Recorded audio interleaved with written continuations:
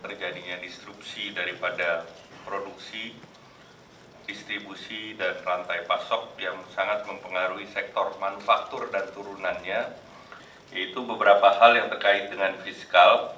Yang pertama adalah relaksasi pajak penghasilan PPh pasal 21, relaksasi pajak penghasilan PPh pasal 22 import atau PPh pasal 22 import, relaksasi pajak penghasilan untuk korporasi atau pasal 25 PPh.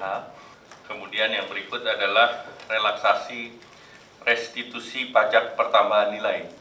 Kemudian di samping itu ada stimulus non-fiskal, yaitu yang pertama terkait penyederhanaan, pengurangan larangan dan pembatasan untuk ekspor.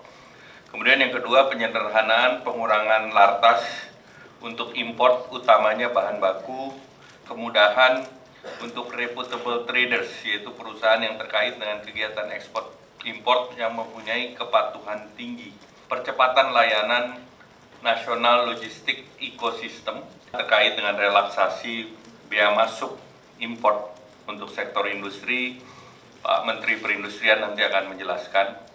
Ada beberapa prinsip ya yang ingin kami sampaikan berkaitan dengan bea masuk impor bahan baku, dan selain itu juga tentu kami harus bisa memastikan bahwa industri itu bisa mendapat kecukupan bahan baku agar mereka bisa kembali melakukan operasinya, karena kita tahu ya bahwa 30%, sekali lagi 30% bahan baku yang dibutuhkan oleh industri dalam negeri nasional itu 30% berasal dari Cina. Nah, ini tentu seorang industri harus melakukan corporate action untuk mencari alternatif negara dari mana yang bisa mereka dapatkan bahan baku untuk operasionalnya masing-masing.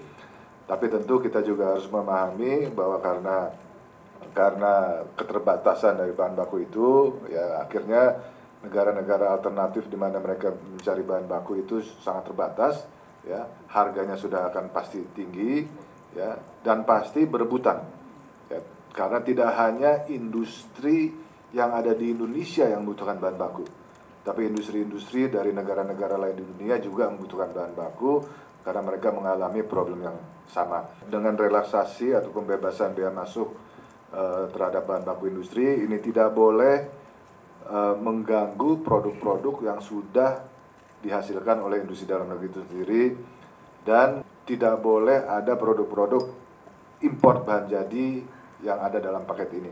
Intinya kami pemerintah tidak mau ada free rider.